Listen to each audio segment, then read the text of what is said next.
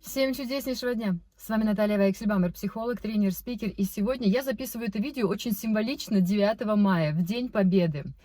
И это не будет поздравление с Днем Победы, скорее всего, я буду говорить о том, как мужчины относятся к женщинам и что женщинам нужно делать для того, чтобы они к ним относились иначе. Вообще, на самом деле, последнее время несколько сообщений для видеоответов или для аудиоответов на моем канале Telegram мне поступило сообщений от женщин относительно того, что сексуальный интерес или просто интерес чувственный, эмоциональный интерес со стороны ее мужчины был утерян. Ну, потому что времени много прошло с тех пор, когда мы начали жить вместе. Да, ну, потому что мы уже там вместе 5 лет или еще что-нибудь. И когда я предлагаю женщинам... Скажите об этом прямо своему мужчине, ну, что мне бы хотелось больше внимания, да, или, может быть, и вы знаете, что интересное, практически все мужчины начинают говорить примерно следующее. Ну, вот если бы ты выглядела как-нибудь эдак, ну, вот если бы, например, если сексуальный интерес, например, да, вот одной девушке сказали, то вот если бы ты, например, вот эту вот сорочечку там одела, например, и чулочки, вообще бы прям цены тебе не было. Кто-то начал говорить о том, что ты пойми, вот даже в литературе, почитай в любой литературе, я когда услышала это, я просто обалдела. Это мои знакомые были, которые между собой при мне вот эти отношения начали выяснять. И он ей говорит, если бы ты читала правильную литературу, ну, намекая на то, что как бы надо быть образованной в этом плане женщиной, то ты бы понимала, что мужчина любит вот визуально, да? Вот мужчина, когда зрительно видит, ах, какая там кошечка, да, он ее тут же хочет. И сейчас скажу грубо, да? Блин, меня так бомбило. Серьезно, я в этот момент просто сказала, Григорий, остановись, дорогой, остановись. У меня другой вопрос. Ты, когда читаешь литературу, ты читаешь ее только в одностороннем порядке, или ты читаешь ту литературу, где затрагиваются интересы как твои, так и твоей женщины? Потому что, если бы ты читал, знаете, двухстороннюю литературу, правильную, то ты бы прочитала, что для того, чтобы женщина захотела одеть сорочечку какую-нибудь красивенькую, там, бретелечку, знаете, эротично скинуть со своего плеча, чулочки одеть, там еще что-нибудь, женщине необходимо получить процесс возбуждения. И для женщины этот процесс возбуждения может длиться несколько минут или несколько часов. Ну, то есть, и я Гришу спрашиваю, послушай, Григорий, мне просто один вопрос. Вот перед тем, чтобы твоя женщина захотела тебя удивить чулочками, там, да, каблучками, сорочечкой, что в течение дня ты сделал для нее такого, чтобы ей захотелось эти чулочки для тебя надеть? И возбудить, знаешь, этот свой образ, приукрасить как-то визуально для тебя, чтобы твой процесс возбуждения тоже возрос. Что ты сделал сегодня для нее, чтобы ей вечером захотелось для тебя одеть чулочки и сорочку? Что? И Григорий как-то так, знаете, замолчал на пару секунд, потом он сказал, ну, как бы в книгах об этом ничего не пишет. Я говорю, либо ты читаешь неправильные книги, либо на самом деле ты где-то тезисно это просто услышал, принял это, потому что тебе это удобно принять, но дальше вглубь уже не пошел этого вопроса. И это видео, мое обращение к мужчинам прежде всего. Почему? Вот сегодня символично День Победы, 9 мая, да, ну, по крайней мере, на постсоветском пространстве этот день отмечается как День Победы. Но вы же победители, но вы же знаете, как простроить стратегический план, чтобы покорить женщину, которая вам нравится. С чего вы взяли, что ваша женщина, которая живет с вами 5 лет, к ней не надо простраивать вот эти ходы, выходы, стратегические планы, чтобы сделать так, чтобы она захотела эти чулочки вечером для вас надеть?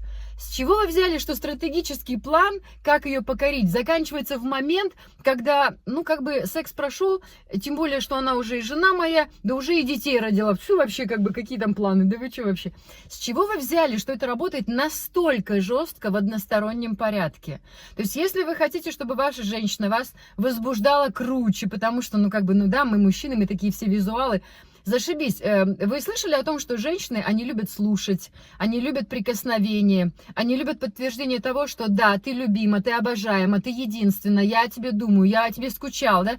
Ну, то есть, с чего вы взяли, что этого не существует? То есть, существует только мужчина, которому надо процесс возбуждения как-то, знаете, приукрасить, чтобы у него через 5 лет не упало ничего. С чего вы взяли, что это все в одностороннем порядке-то работает? А где вот это внимание, стратегический план, а как ей подарить не просто розу, а чтобы их было 15, 17, 117, ну это там по возможности финансов, да, у каждого. Но почему вы решили, что когда женщина уже, ну, на ваш взгляд, мужской, покорена, ну, то есть она моя, она со мной живет, она рожает мне детей, она варит мне борщ и так далее, все, уже можно не заморачиваться. С чего вы это взяли? С чего вы взяли, что сексуальный интерес может упасть Просто потому что, ну, один, значит, мужчина своей женщине, но на момент, когда она его спросила: слушай, мне не хватает от тебя вот каких-то, ну, ласковых слов или каких-то объятий, поцелуев, ну, хотя бы иногда, да, и он ей сказал: слушай, сейчас в процессе карантина, ну, вот мы 24 часа в сутки сидим дома, как бы, да, друг по другу не скучаем, и, ну, ты там в трениках, как бы, ну, чё, но, парень, ты ведь тоже в трениках. Но ты-то ведь тоже в тех же трениках. Но ведь она по-прежнему хочет от тебя этой ласки, внимания, любви, утонуть в твоих объятиях, засыпать тебя поцелуями после того, как ты ее заключил в эти объятия. Она ведь не обращает внимания на твои треники. Почему она выше вот этих каких-то визуальных инстинктов, которые должны постоянно возбуждать твое воображение, что она какая-то, вау, сексапильная кошечка, там, кошечка, да? То есть, как бы, она, получается, женщина выше инстинктивного восприятия на то, чтобы получить ласку и эту ласку дать.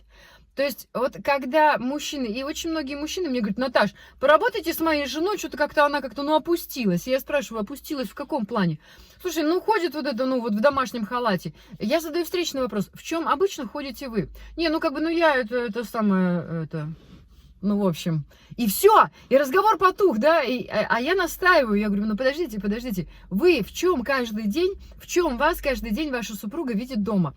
Что вы на себя надеваете? Белую с накрахмальным воротничком рубаху, которая там на 3 пуговички расстегнута, когда у вас видно красивый накачанный торс, потому что вы входите в спортивный зал, ну, очевидно, да, если вы хотите некого визуального возбуждения от своей женщины, значит, вы тоже визуально как бы, еще, знаете, та штучка, как бы, правильно я все понимаю?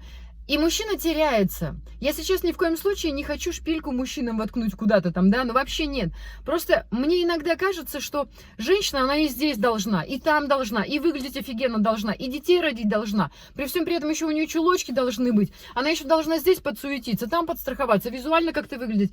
Что в этот момент должен мужчина, кроме того, что, да, если он взял на себя обязанность с этой женщиной рожать детей и пригласить ее в свою жизнь, ну, безусловно, он сильный, он мощный, у него работает стратегическое мышление, да, и он, да, позаботится об этой семье. Хотя далеко не каждый мужчина финансово реально свою семью содержит.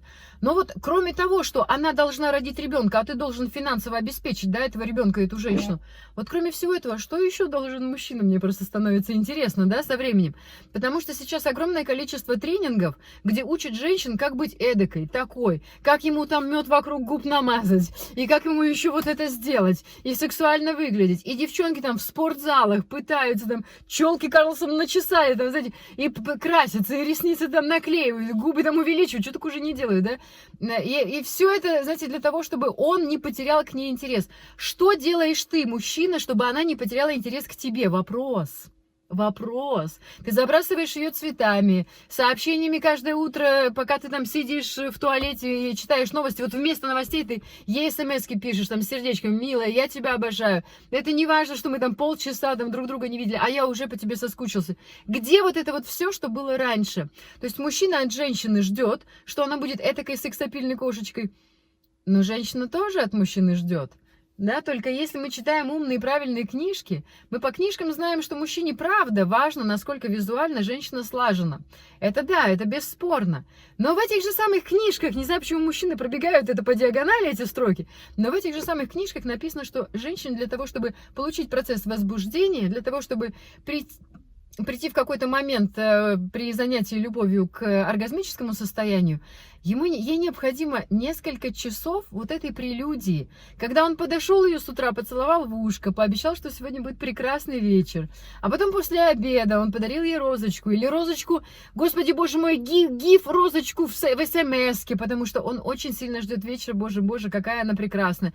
Ну, чтобы у нее это настроение вообще появилось. Поверьте мне, я на своем канале Telegram об этом говорила, вот буквально пару дней назад. Вот поверьте мне, мужчины, она не только чулочки для вас наденет, и каблучочки, и свечи зажжет, и все будет классно, вот как в первый раз. Может ли это повторяться каждый день? Да женщине-то не надо каждый день. Если вы думаете, что женщины капризные, они постоянно требуют любви, да нет. Вы один раз дайте ей такой день, с такой прелюдией, чтобы потом был такой классный вечер. И ей еще 12 дней не надо будет ничего, понимаете? Она удовлетворится эмоционально, визуально, с точки зрения психологии, с точки зрения физиологии. Она возьмет это свое, удовлетворится и не будет от вас хотеть больше. Но вы тоже сделайте пару шагов навстречу. Я сейчас, конечно, говорю это не для всех мужчин. Я понимаю, что ситуации совершенно разные, семьи индивидуально друг к другу подходят, где мужчина, где женщина. Но слишком много в семейных парах возникает конфликтов относительно того, что он как-то ко мне потерял сексуальный интерес, и когда ты говоришь, поговори с человеком, ведь можно же договариваться, можно же говорить обо всем, тем более можно говорить о сексуальных моментах, это же круто, это классно, это возбуждающе. И каждый второй мужчина своей женщине отвечает, ну вот ты там ходишь дома в трениках, а ты? Ну, когда ты показываешь пальцем на то, что у нее какая-то ошибка, означает ли это, что ты эту ошибку ни в коем случае не допускаешь? Но ведь нет. Вы оба ходите в трениках, но через это она тебя все равно желает, она все равно хочет от тебя получить эти объятия и засыпать тебя поцелуями. А тебе как бы надо, чтобы без треников. Но когда-то тебе было все равно, в трениках она или нет. Вы поехали на шашлыки, ты знал ее 2 недели от роду, и на шашлыках она была в трениках. И она была не накрашена, и она даже, может быть, этого стеснялась. Но тебе было по барабану. Ты затащил ее в палатку и сказал, боже, какая ты. Ведь тебе не надо было в тот момент чулки. Куда это все делось, мужчины? Но если вы победители, если вы умеете простраивать стратегические планы, чтобы побеждать, и я не зря записываю это видео 9 мая, вот прямо, знаете, с такой атмосферой. Ну так проработайте, мать вашу, так стратегический план, как быть постоянно влюбленным в собственную жену. Потому что она старается, она готовит тебе кушать, она рожает тебе детей, она старается выглядеть красиво, и иногда она в трениках. Да, потому что ты сутками в этих трениках. Как только ты приходишь на работу, ты сразу же переодеваешься в этот тренинг. И в эти тренинги. И ты не думаешь, где ты там что почешешь, возбуждающе ли это на нее действует или нет. Ты просто это делаешь, потому что, ну что, я же дома. Ну так и она тоже дома. Она тоже дома хочет расслабиться и ходить в тапочках, там в шортиках, в майке, и без косметики. Но она тоже простой живой человек. Почему она должна напрячься, вывернуться наизнанку для того, чтобы ты ее снова захотел? Потому что прошло уже 5 лет. И теперь без сексуальных чулочков, ну как бы, сори, Маша, как бы, ребят, но если вы крутые, если вы способны даже объяснить, что вам нужно от женщины, для того, чтобы она вас начала снова возбуждать, и вы понимаете от своей женщины, видите обратную связь, что ей этого становится, ну просто как бы мало, ну не хватает. Ну так выработайте суперстратегический план, как сделать так, чтобы она захотела порвать на мне рубашку, надеть эти чулки, каблуки, там облобызать меня там сверху донизу, надеть. Ну то есть, ну так составьте этот стратегический план. Что вам стоит? Лень? Ну так тогда не надо упреков, что ей лень одеть чулки, если не было даже минимальной прелюдии, что она офигенная, классная, обожаемая. Ну...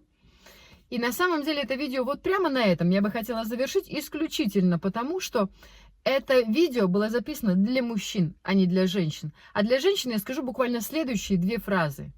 Женщины, я знаю, что вы стараетесь, и я знаю, что вы делаете максимум для того, чтобы быть классной и офигительной. Я это знаю, потому что я с вами работаю, потому что я вас вижу, я слышу ваши вопросы, и я отвечаю, даю вам ответы. И поэтому расслабьтесь. Расслабьтесь, потому что настоящий мужчина, он придумает, как привести вас к оргазму, как привести вас к алтарю и как привести вас к тому, чтобы вы захотели одеть для него чулки. А все остальное, это, знаете, отговорки для ленивых. Я вам вполне серьезно говорю. Вы и так очень много делаете для своих мужчин. Я и так каждый второй день на своих каналах везде вас мотивирую, чтобы вы были классной, обворожительной, занимались спортом. Сейчас 17 мая у нас начинается курс очищения души и тела, да, то есть как бы это вообще там сплошные женщины. И мы говорим об этом, и я лично вас возбуждаю уже так, как вас, наверное, ваши мужчины не возбуждают иногда, да. Мы и так делаем очень много. Не загоняйте себя в тот тупик, что вы плохая женщина, и он сейчас посмотрит вот на ту кошечку, потому что вот та кошечка, на которую он посмотрит, ровно через полгода. Тыква, знаете, она обретет свои привычные формы, и она тоже будет в трениках. И он скажет, ё-моё, что-то как-то я зря, наверное. Зря. Мужчины, зря. Если вы герои, если вы победители, умейте побеждать свою женщину в хорошем смысле слова, в красивом смысле слова. Столько раз за этот год и там за эту неделю, чтобы она хотела для вас и обнажиться, и красиво одеться, и сделать вам так, чтобы, ах, она умеет. Она умеет. И была такая фраза: ну можешь же, если захочешь. Ну так составьте стратегический план, чтобы она захотела сделать вот так вот. Вы же мужчины, вы же сильные, вы же грамотные, вы же мудрые, вы же можете. Я вас очень люблю. Всем чудеснейшего дня.